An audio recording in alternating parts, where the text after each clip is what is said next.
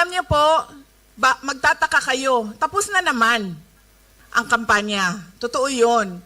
Pero bakit nandito si Attorney Hinlo, si Attorney Bondoc, si Dr. Mata? Kasi po, para sa akin, at alam kong totoo, nanalo po sila sa eleksyon nung nakaraan.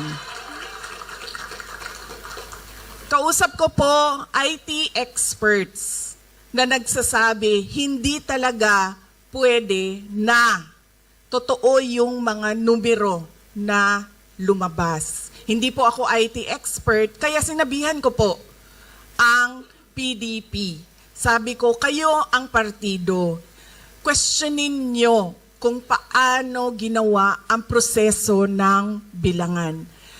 Karanasan ko po noong 2022, una ko pong nalaman na baka manalo ako bilang Vice President dahil una pong lumabas ang absentee voting, ang OFW vote. Nakita ko po doon ang panalo ko. Ganun po ang nangyari sa kanila. Panalo po sila sa OFW vote, sa absentee voting.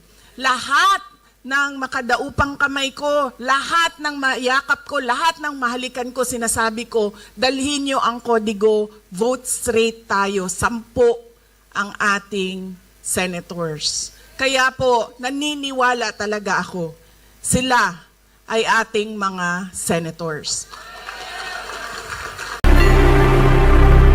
True Lies.